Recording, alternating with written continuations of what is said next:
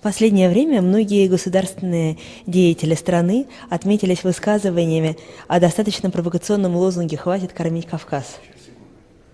Накануне об этом высказался и сам президент Медведев, осудивший такой подход. Как вы можете прокомментировать ситуацию? Президент России сказал очень достойно, что развал Советского Союза начался с того момента, когда мы начали, говорит, отделять каждую республику. И сегодня даже этот провокатор, который поднимает этот вопрос, я считаю, что это самое такое глупо, неуместно, потому что никто никого не кормит, мы наоборот должны возрождать, усиливать Россию. И я думаю, что это те люди, которые не хотят в России позитива видеть. В последнее время широко обсуждается проблема безработицы в Ингушетии в целом и в республиках Северного Кавказа. А насколько эффективны меры, которые предпринимаются для решения вопроса? Мне хотелось бы подчеркнуть, глава Республики Ингушетия ставит этот вопрос очень остро. И сегодня представительство Республики Ингушетия имеет более 48 регионов представительства, которые как раз-таки занимаются созданием рабочих мест для жителей Ингушетии, которые добровольно выезжая, создают там компании, которые бы сегодня бы могли развиваться. И вот даже поездка в Ненецкий автономный округ, у нас родилась идея, что нефтяники, которые сокращаются в Ингушетии, их можно создать рабочие места в Ненецкий автономный округ вахтовым методом.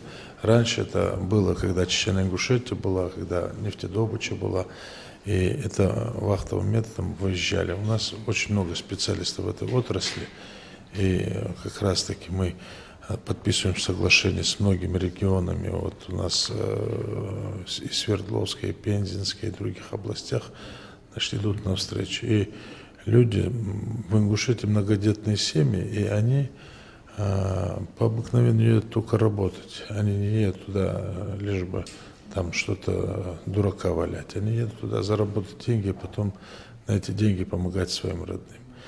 И сегодня даже то, что создается туристический кластер в Ингушетии, на всем Северном Кавказе, это говорит о том, что опять новое направление туризма. Многие государства живут за счет туризма, а республика у нас, значит, великолепная климатическими условиями, которые можно создавать. Люди, которые не видят дальше своего носа, они, конечно, противники таких инвестиций, потому что высказано «хватит кормить», это говорит о том, что не надо давать туда деньги, это же мы даем в свою страну, в свою Россию. Это Ингушетия тоже является субъектом Российской Федерации. И мне отрадно, приятно, что глава республики сегодня сам непосредственно во всех вот этих мероприятиях по обустройству студентов, по созданию рабочих мест принимает самое сильно активное участие. Думаю. И вот всех нас, чиновников, он прямо гоняет по этой проблеме. Сегодня в республиках Северного Кавказа все еще сохраняется напряженность, связанная с угрозами терактов и иных проявлений насилия. Однако эти показатели по Чечне несколько ниже, чем, скажем, в Дагестане или в той же Ингушетии. Во всяком случае, об этом можно судить по статистике и частоте упоминания в СМИ. Какие, на ваш взгляд, особые рецепты борьбы с терроризмом в соседней Чечне и как они могут быть применены в других республиках Северо-Кавказского федерального округа? Я бы сказал, что нельзя статистически применять к работе. Другое дело, что у нас работает оперативно там, в любой республике. Но сегодня это все за счет прессы начинают нагнетать, что у нас криминогенная обстановка абсолютно не так. Если по статистике смотреть, самая низкая преступность это в Ингушетии.